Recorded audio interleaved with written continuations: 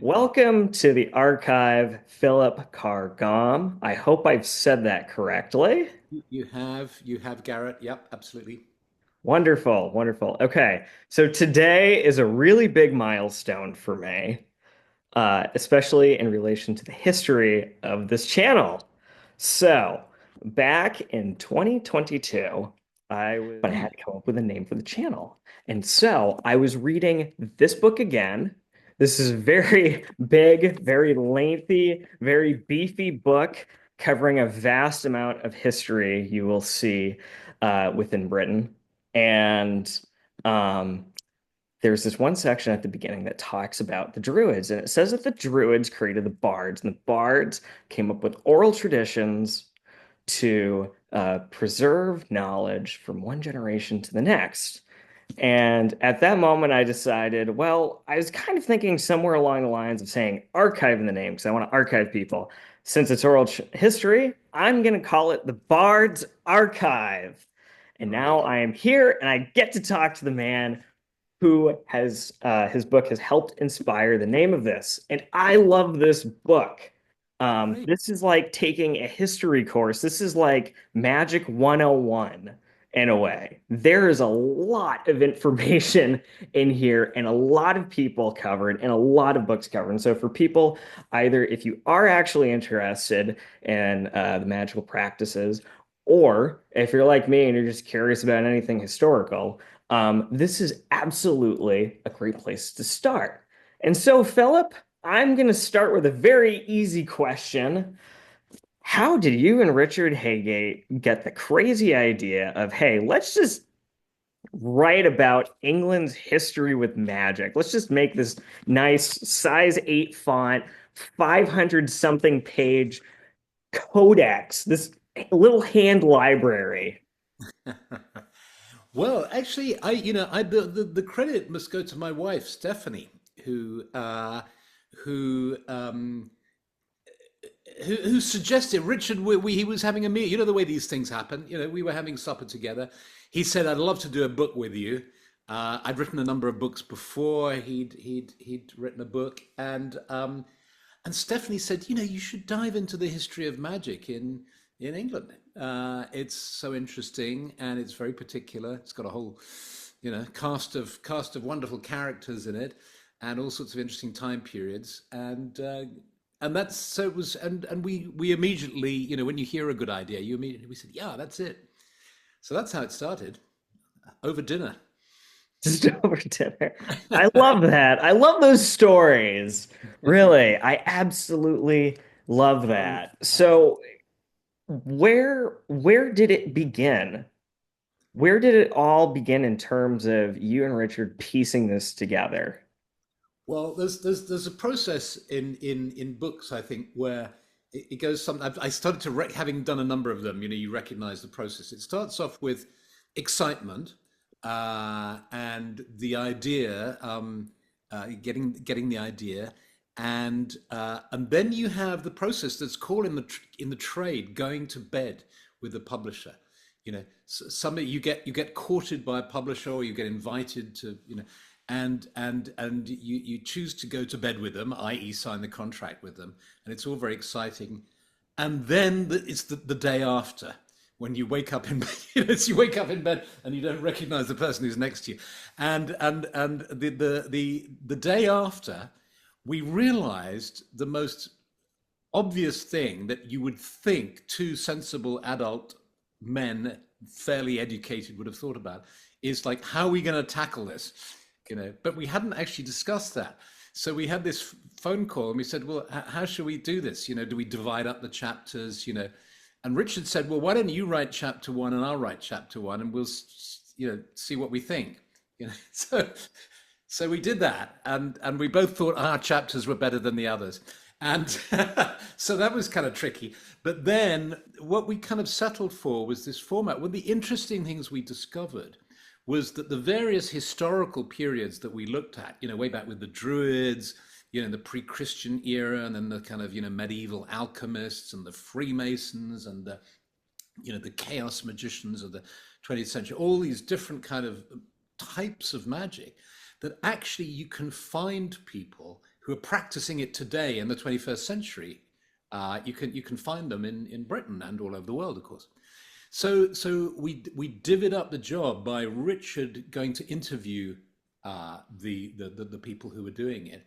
So I would write the bit of the history and describing what the magic was, and then he would interview a present day practitioner and record it with an audio, and then type it up and edit it and so on. So that's how we tackled it. So you guys just went right for it. You're gonna go interview people.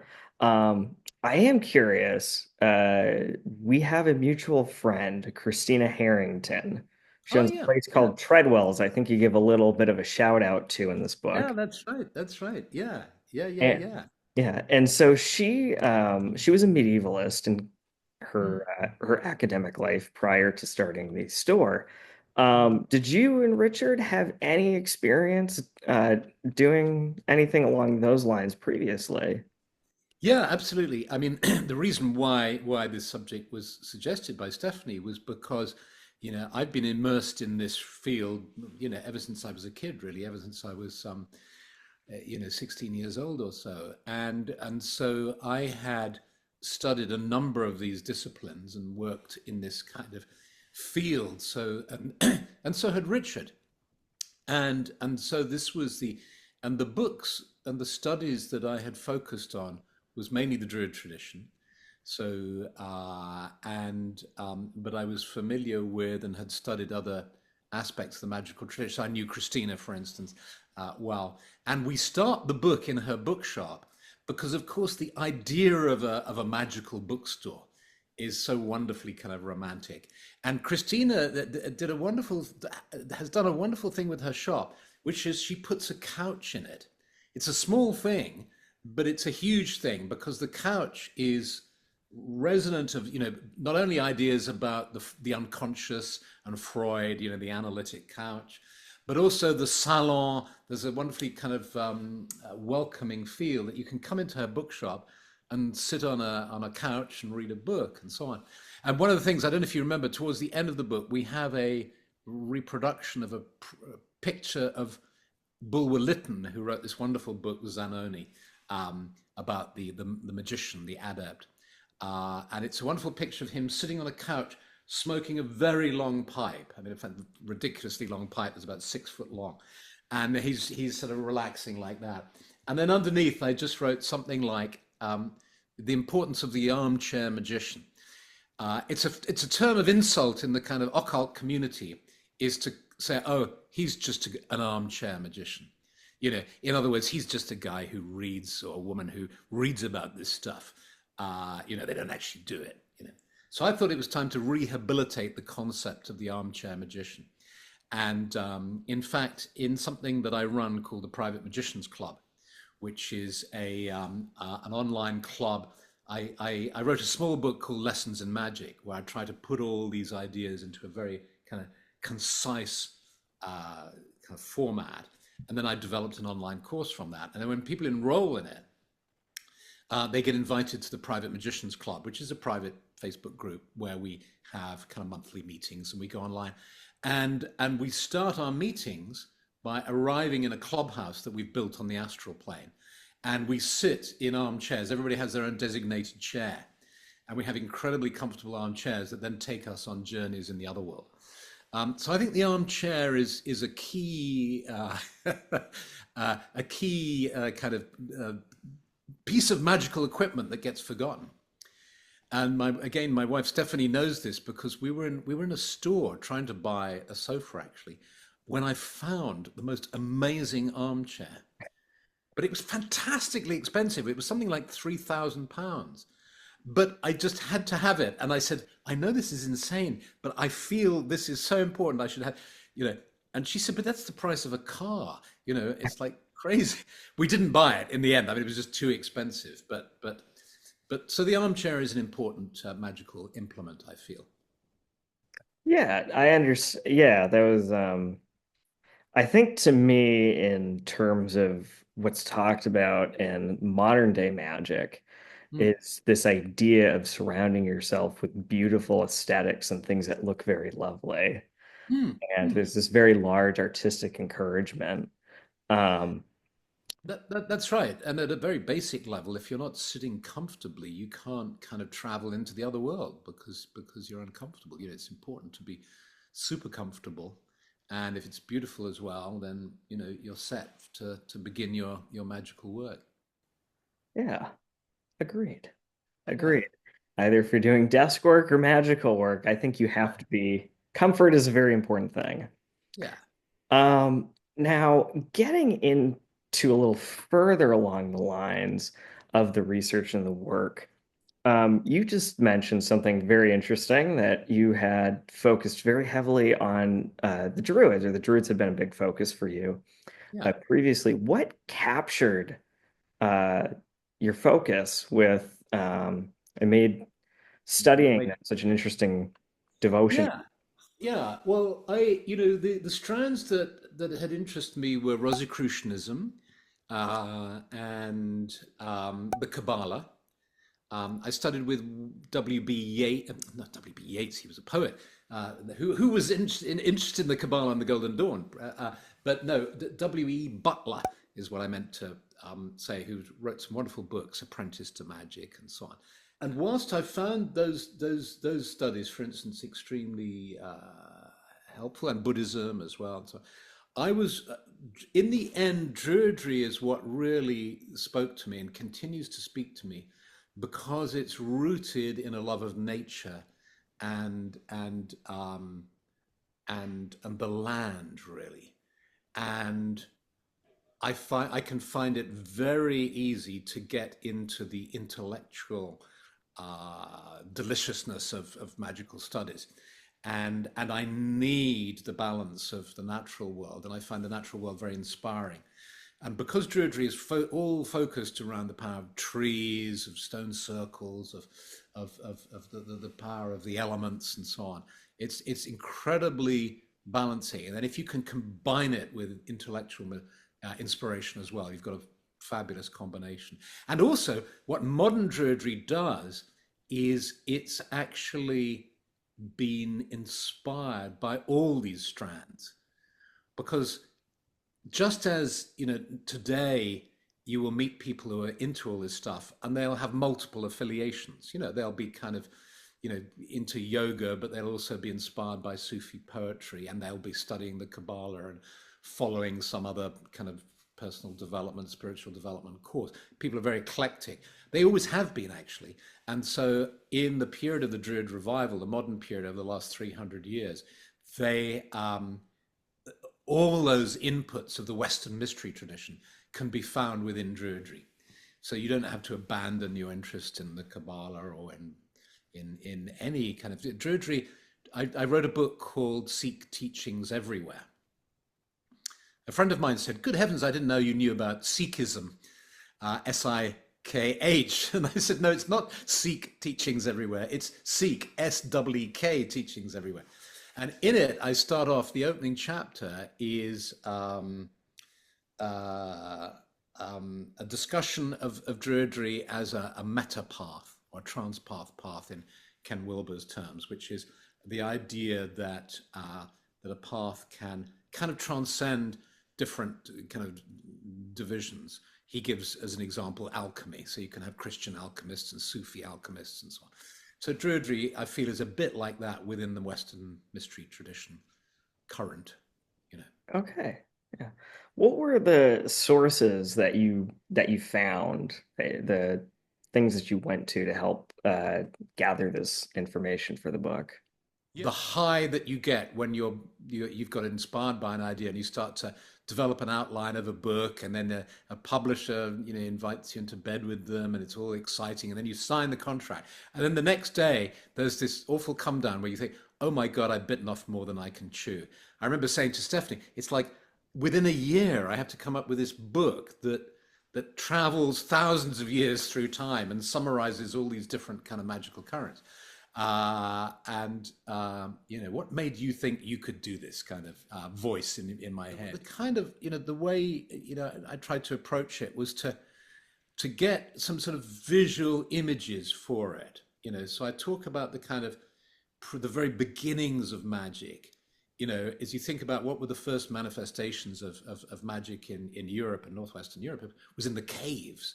These extraordinary, painted caves they've found in France and in Britain too.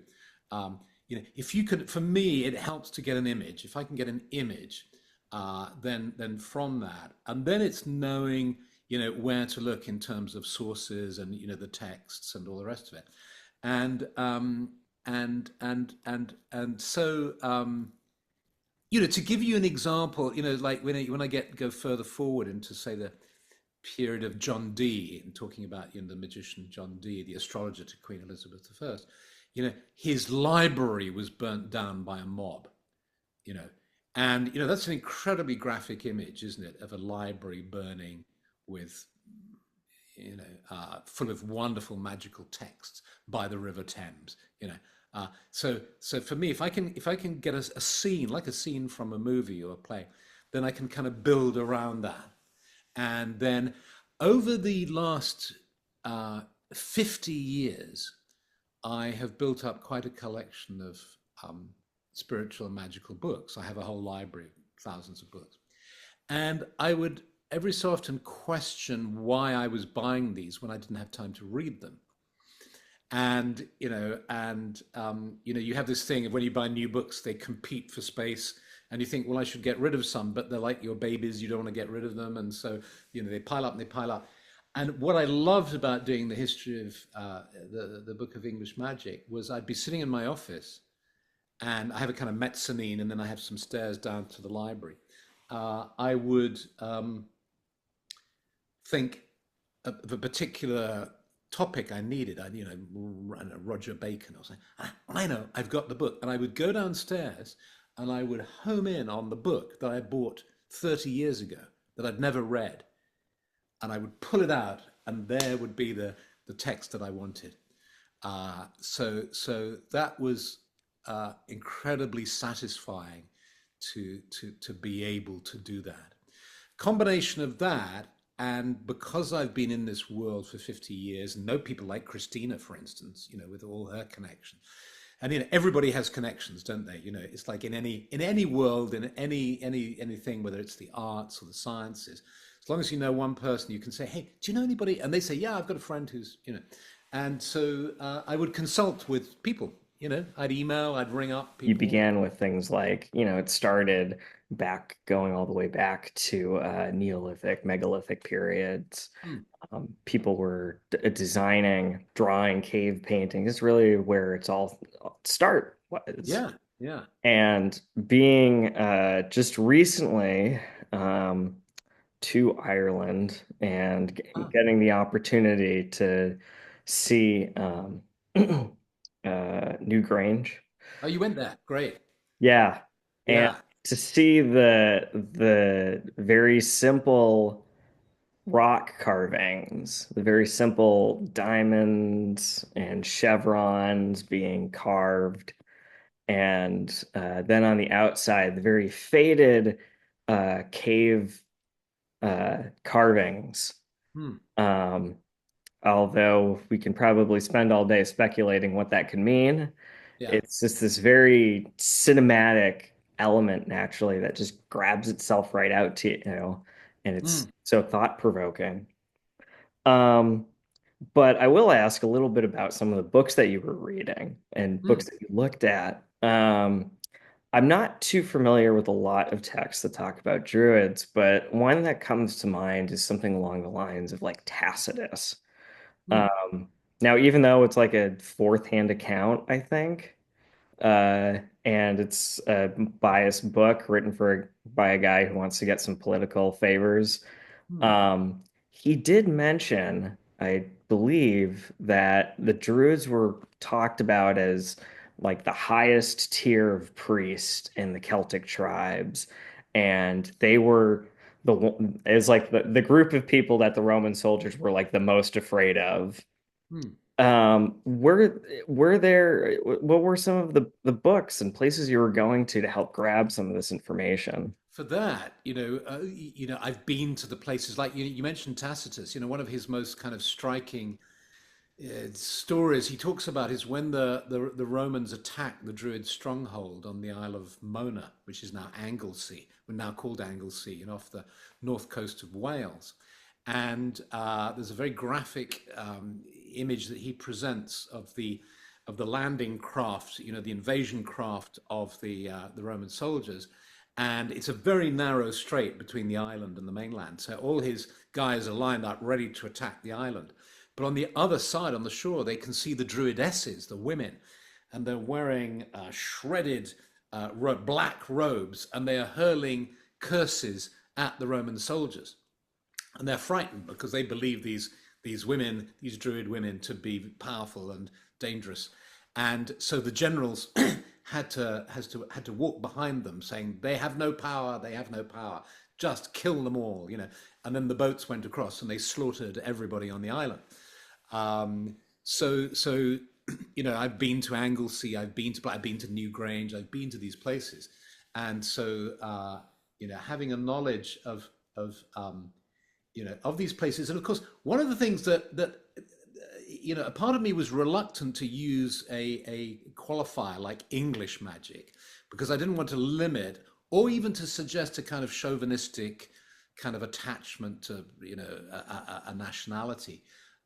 But the reason it's called English magic is really the premise of the whole book, or a kind of starting point, which is, strangely enough, you know, England happens to be the place that has kind of more magic in it, magic history, than anywhere else in the world. So if you said to me, Philip, I've got $10,000 and a couple of years free, I want to just dive into magic and study magic, where should I go?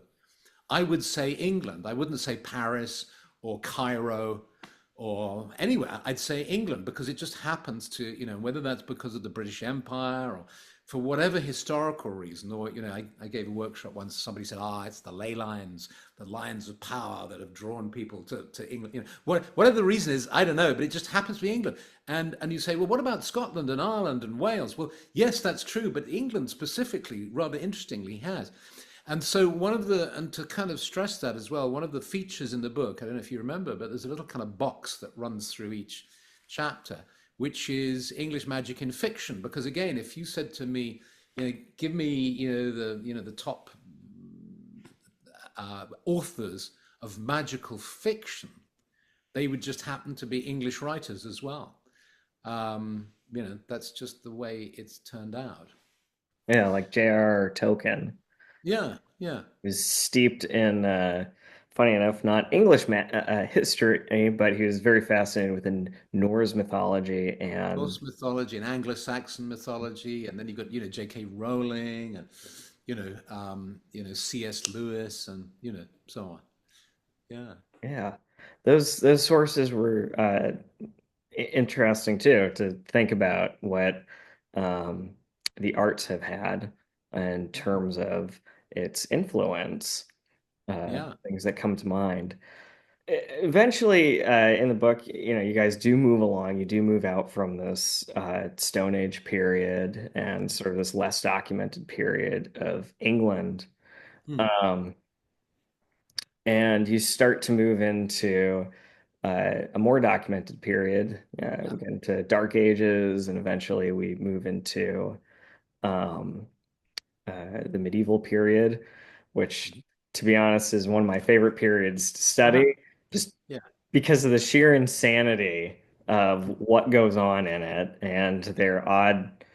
I mean, if you look through all of history with a fine tooth and comb, everybody's got a weird perspective on just about everything. yeah, Um, and I'm pretty sure there's one day like we're going to be a page in the history books and they're going to go, wow, they had such a weird perspective on yeah, everything. yeah, exactly. Uh, you guys focus very heavily too on that medieval period.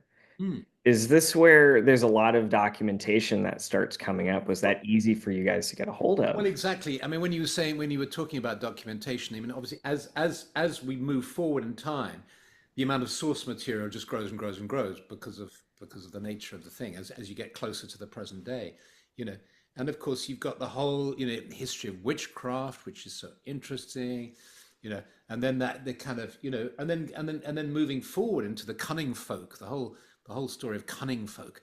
and sort of folk wizardry is so intriguing. Yeah, so we just, as we move forward in time, it became easier from the historical sources point of view. Did things like the witch period, Hmm. did that help reshape England's magic?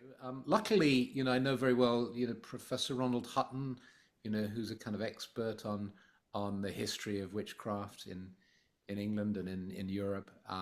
So he was a fantastic resource for us. Talked about earlier in the interview, the Rosicrucians. Hmm.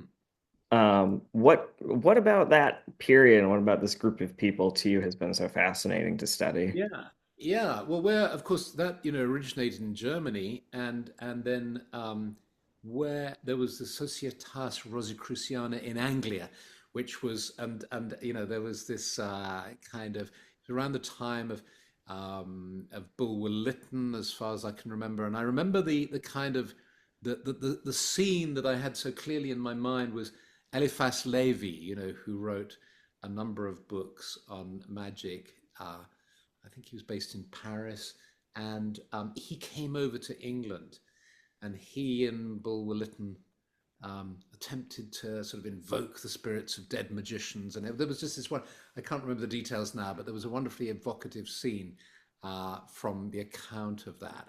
And Bulwer Lytton was said to be very involved in the Rosicrucian movement in Britain. And you've also talked about Kabbalah. Yeah, I find that to be very fascinating to study. I like trying to find also the older, as old as possible, uh, yeah. Kabbalah writings to Mm, see inside the minds of the earliest of the Jewish people. mm. Um, has when does that arrive onto the scene in England? You're testing my memory now, and I'm not sure that I can answer that. That's the one tricky thing about history is the kind of dating stuff, isn't it? Trying Yes. to remember the dates and remember the timeline. So I can't honestly remember. I would just, if I were to guess it, I would say, and it was probably there within the Jewish community in London in the sort of 16th, 17th century.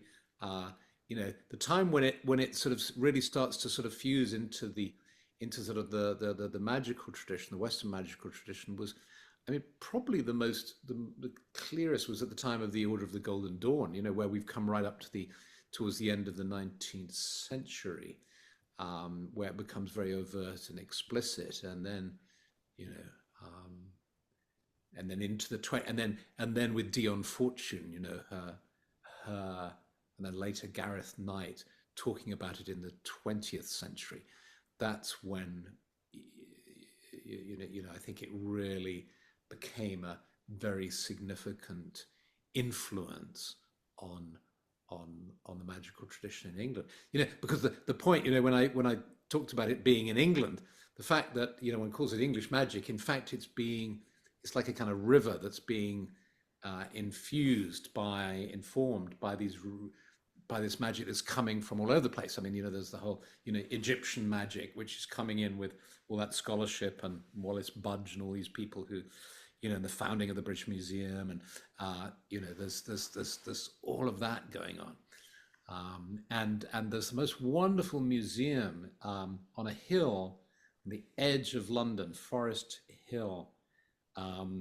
Its name escapes me. It might come back to me in a minute. But the daughter of the man who founded this museum was a member of the Golden Dawn. And we had the most wonderful evening. They had a magical evening at this museum. It was open in the evening. They had street food trucks outside in the gardens. They had all their magical sort of stuff displayed within the museum. They had people like me giving little mini talks for 20 minutes about magic wands and about stuff. And then they had the most wonderful thing in between me giving, I had to give the talk 3 times because it was this little brief talk. And people would just wander through the museum and listen in on these different talks. And I managed to get out and join in a group where a woman was dressed as a Victorian woman, and she was the daughter who was in the Golden Dawn. And she went out onto a pavilion that overlooks London, and you see all of London sort of sparkling below with the River Thames going through it. And we did part of a Golden Dawn ceremony there, with everybody holding, lamps. It was just utter magic. It was fabulous. That sounds like a fabulous experience right there. Yeah, yeah. Um, so when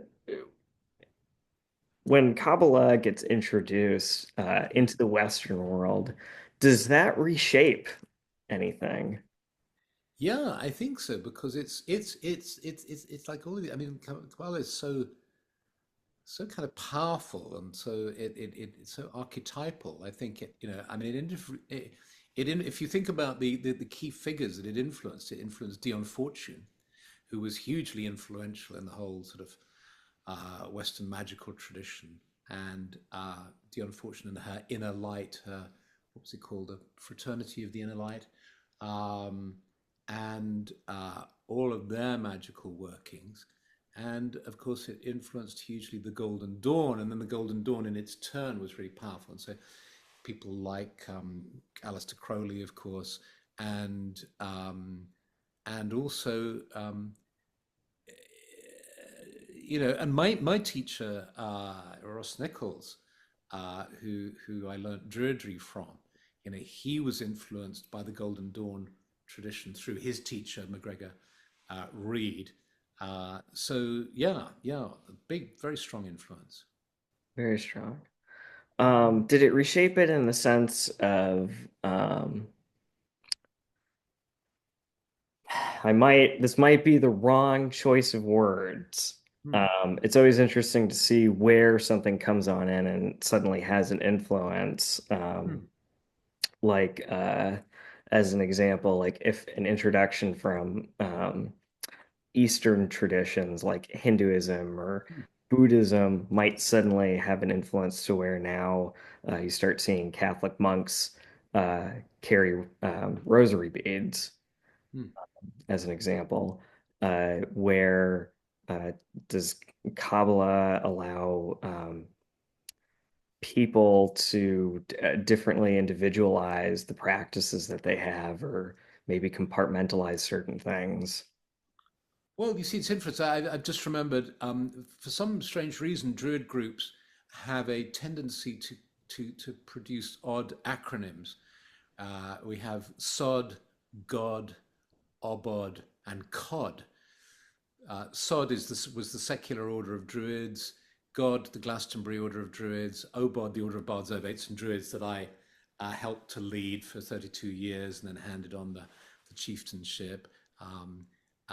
Obod, and then there was Cod, and Cod was the Kabbalistic order of Druids. So there you see straight away to the influence of Kabbalah on Druidry in that respect. So I'm not sure if that answers your question, but but I think another interesting, you were talking about the impact of one influence coming in and shaping how the river's flowing, as it were, what's in the river is carrying. The other great sort of impact, there was Kabbalah, Golden Dawn, Dion Fortune, and then you had the other great impact was Madame Blavatsky and the Theosophical Society, and this whole move towards universalism, the perennial tradition, Aldous Huxley, seeing the universal truths in all religions. So, modern day Druidry has been very influenced, and certainly within the Obod stream, which is the kind of biggest stream. Obod is the biggest Druid order in the world. Um, that's a universalist order. So it's not. There's a kind of Druidry which is called Celtic Reconstructionist, where people try to reproduce what they think was existing in the past.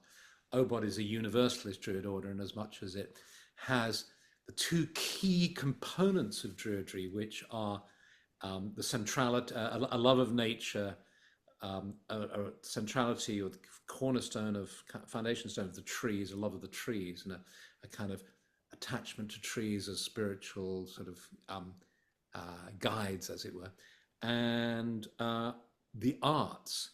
This interesting combination of the arts in the whole Eisteddfod tradition from Wales of of poetry and the magic of the spoken word and story and music and song and so on.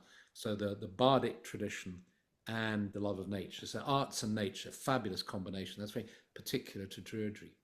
But that's the particular thing, and then but kind of around that is all this eclectic influencing of universalism and Kabbalah, Freemasonry and Wicca, and all these things kind of informing it and enriching it.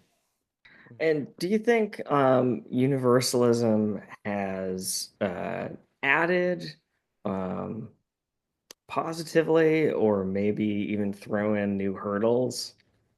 Yeah, well, of course, the argument against it, the arguments against universalism is that you know it devalues the particular and the idiosyncratic and the and you know and that to try and find the universal themes in religion or in magic is somehow not honoring or taking fully into account the particularities of religion. So there's a whole argument. Say if you go into sort of theological studies, there's a whole argument about syncretism versus non-syncretism. At one level, it's an argument around purity versus contamination, and it's very easy to critique that. Ronald Hutton has a great image for that. He says as soon as you get into people stressing the ideas of purity, you start to smell the smell of disinfectant and to hear the sound of jackboots, which is a fabulous way of dissing the search for purity. Um, I'm kind of on the side of syncretism and eclecticism and universalism, and because I like that approach. That's just I think there's probably some psychological test we could run, and some people will be a bit like extroversion and introversion. There'll be people who are sort of generalists and who are attracted to eclecticism, and people who are attracted to. I mean, let's ask you, Garrett. Would you say are you attracted to eclecticism and universalism, or are you more of a kind of specialist, more interested in kind of finding the unique and the particular? I'd say at this point, I'm a lot more at finding the unique in the particular, especially after spending a couple of years uh, intensively reading a lot of myths and source material. I Mm, I think it's very easy now for a lot of people who are eclectic, who, especially with online, making their um, building themselves as something they might not really have done a lot of research on or enough research on. Uh, it creates an opportunity with the centralist approach to dismiss or even attack uh, historical and academic sources. mm, But I do find it interesting, though, when there's points of which you can find commonalities mm. in cultures that may have never interacted together. Well, that's extra. Yeah, you see, that's the extraordinary thing, isn't it? Say if you take stone circles, you find this extraordinary prevalence of them around the world amongst cultures that can't have interacted. I mean, I remember going to Lake Titicaca in Peru, going up to, and most people, the various places that tourists go when they're at Lake Titicaca. But this guy said to me, "Let me take you somewhere where people don't go so often, which is a place called Silustani, which is kind of off the beaten track." And we arrived there, and I found myself in Avebury in Wiltshire. I mean, there was a stone circle that was just like a British stone circle, like that. And then there was a sort of sacred artificial hill, just like Silbury Hill in Wiltshire. And then you find these stone circles in places like Madagascar and all the rest of it. So what was going on? So I think the thing is, both approaches have risks involved in them. If you go for the universalist, eclectic, generalist approach, you can end up with a kind of mishmash and a kind of ignoring of differences in order to see patterns and so on, and the danger of going in the opposite direction is you can perhaps miss out on this rather interesting phenomenon of of a, of these commonalities and the common sources, um, you know.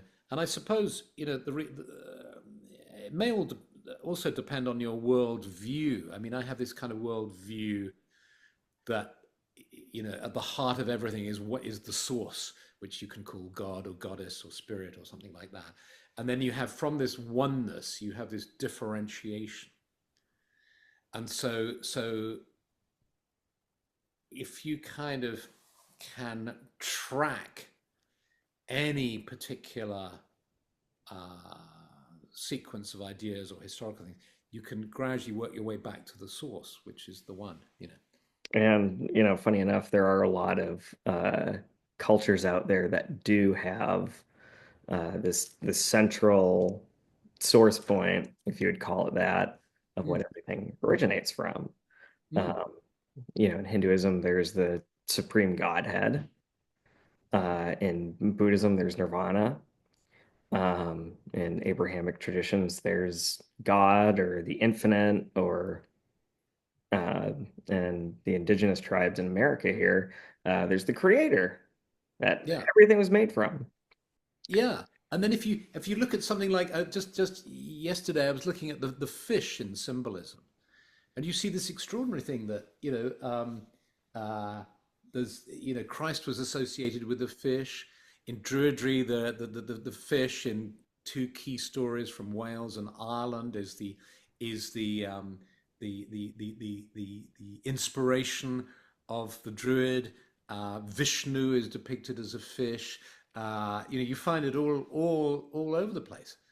You fascinating. You know. Yeah, it is very fascinating. Um, and there's these unique things you just stumble across, like the universal symbol of a portal, which is a vortex. And although archaeologically, from what I've seen, the oldest symbol I've can recall off the top of my head was found in Armenia on Right. Pilgrimage Mountain, uh, Right. amongst a series of other carvings, which was really shocking to me to see that that's around 10,000 BC in Mm, Armenia, the first yeah. forms of the equilateral cross, the vortex, and this is in Armenia of all places. Yeah. And it's somehow, and oh yeah, there's also the swastika symbol. Yeah. Yeah. Absolutely. Which you find in the Jain tradition way over in India, and yeah. Yeah. Yeah, and these are symbols that spread out everywhere. Mm, It's like the solar cross, the equilateral cross on a symbol is like somehow appears in Scandinavia mm, during like pre-Bronze Age, I think, on mm, like the oldest rock carvings. Um, and the swastika is a symbol used there's even indigenous tribes out west, I believe, that's used from asking a centralist. Are there other odd commonalities that you just have stumbled upon that happen to be in different cultures? yeah. Yeah. I mean, one of the things is the similarity between Old Irish and Sanskrit. Mhm. Um, and I'm just trying to remember some of the words. So words, and also, well, it really points to the theory of Indo-European origins, which my understanding is there are about seven varying theories of Indo-European origins.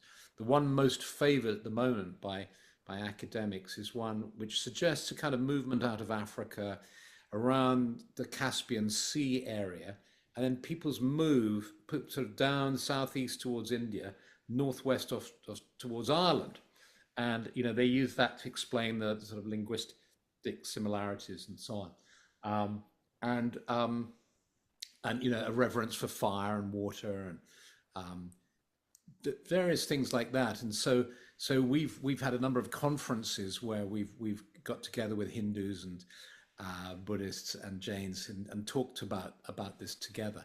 Um, so I find that fascinating. You know. Were there foreign influences, or you're able to trace where the cultures connected and started to create something new? Yeah, I mean that's one of the things about England is that there's always been a massive amount. It's always been a melting pot of influences. So for instance, I think it was in the medieval era, the city of York had a black mayor. So he was a famous sort of figure, and uh, in the research that's been done, because of course when there were the various invasions of the Angles and the Jutes and the Danes, um, and there was I mean, the way you have to see it really is you have to imagine the time when the English Channel didn't exist. It's originally land. There was a land. Britain was connected to Europe, and then when the ice sheet started to melt and the Earth started to move, then the English Channel started to be formed. But people crossed over. They crossed across, and came from from Europe, and and then what you had is you had these successive waves of invasions and so on. Of course, the Normans were big on invading people, and these influences, the Vikings, and the Roman Empire. And with the Roman Empire, they brought in, so you will find, for instance, Mithraic altars, up towards Hadrian's Wall, up towards Scotland, because they would have their various cults and deities and so on. So there was this incredible mixing of cults and influences, um, which is another reason why it's so rich, I think. Yeah. Yeah, that was the Roman period I've always found to be so fascinating. Mm, Not just to go back to like the mainland of Rome and see mm, what sort of things would pop up, what sort of cults people would join or create, but mm, when you see them spread out, it seems to be this perfectly acceptable thing for people to just kind of branch off and go, okay, I'm going to create my own little cult devoted specifically to this god. And then meanwhile, there's a group of people who have created a cult devoted to the same god, but it's two separate cults. mm, mm, And that seems to be perfectly acceptable on the Roman terms. mm, And mm. I Well, wonder what what kind of influences that could have had for having a group of separate cults all devoted to the same god as to which one had an influence on the overall ecosystem, or what were the combined influences independently from each one's. well, exactly. I mean, my understanding is that they had a very kind of wise uh, approach, which was to tolerate cults and allow the development of a whole range of cults. And they only interfered in them when they interfered in their political ambitions. And so with the Druids, for instance, they didn't immediately decide to wipe out the Druids. What happened was they tolerated them, and then it was only when Boudica, Queen Boudica, sacked London and Colchester, and was almost succeeded in throwing the Romans out of Britain, because they had treated her so badly. They her daughters and whipped her in public, and after her husband died, and the local governor decided to take over his property, and she said, "Hang on, it's mine," and he said, "No, it's not, and I'll prove it's not by doing these awful things to you." So she managed to attack the Romans, and then they decided to go for the money. So what they did is they marched towards Mona, the Isle of Anglesey, because the Druids had this kind of trade route. They got the gold from the Wicklow Mountains, and that would go across from Ireland to Anglesey, and then down across the Iceni tribes. So it's a bit like today when we wanted to get ISIS or Al Qaeda or something. You go for the money and you find out where they're getting their money from, and then you try and cut that off at the source to render them impotent. So the Romans did the same thing with the Druids. I've never actually heard that explanation before uh, Yeah, within the ancient world. yeah. That was my understanding of it. And another wonderful story from the story of Boudica, where she gets her druid to release a hare from his cloak, and if he says, if the hare runs one way, you will lose, and if the hare runs the other way, you will win. And it ran the right way, which is why she then decided to attack the Romans. But unfortunately, like all predictions, it was limited. You'll win for the moment, but in the end, you'll lose. Was the actual reality of it. Were there any people at the point of which you're writing this book that had a story that, was a personal favorite to you, that captivated you, that won your heart? Yeah, well, I mean, in a way, they all did, because they represent a kind of lineage, or a kind of person after my own heart. But John Dee, has was always a very attractive figure to me, and um, and his travels and his journeys, and when you go to the British Museum, you can see the crystal ball that he used, and these incredible. I guess, did you see those? Did you go to the British Museum when you were in London I to see? did, but I didn't make it over to that point. I didn't have enough time in the day. Okay. Because of these huge wax tablets, about this thick of wax, with these wonderful magical signs carved on them. And so John Dee is a very, very attractive figure and colorful figure. Of all the characters in the book, Francis Bacon attract to me, although he doesn't really feature in the book that much. He was linked to the Rosicrucian movement, and yeah, but I would say John Dee probably. Yeah. Yeah. And is there anything you'd want to mention before concluding this? Any shout outs? Anything you'd like to share? Well, I think here's the thing. I think a book like the Book of English Magic, and the study of magic is so kind of interesting and colorful and eccentric and curious and romantic as well, which is why the Harry Potter stories and all that, the magical fiction is so speaks to us, because I think within us we have an inner magician. Each of us kind of would secretly love to be a magician. And we also kind of know that the basic process of magic is actually the way life works.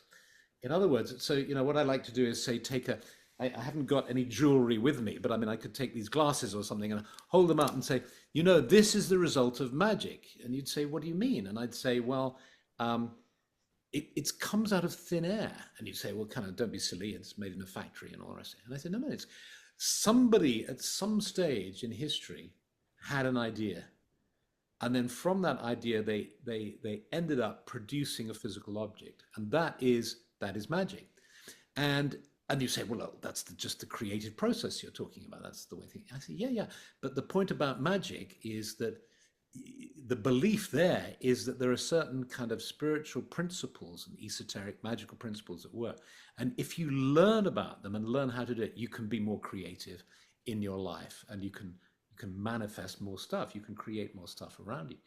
And so what I decided to do is I decided to, on the one hand, we can look at all the colorful history of magic, but then you can kind of take a step back and say, what are the principles these people are working with? What, if you strip it all down to its bare bones, what is it?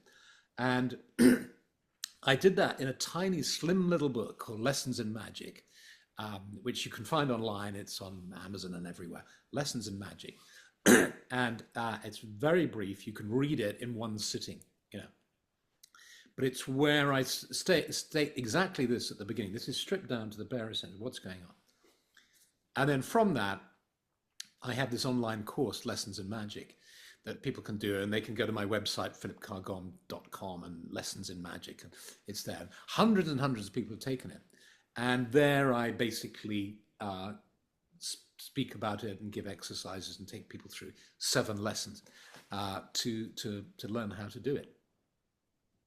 The practical Wonderful. application of all this stuff. Yeah. Okay. Well, Philip, thank you very much once again. It's a pleasure.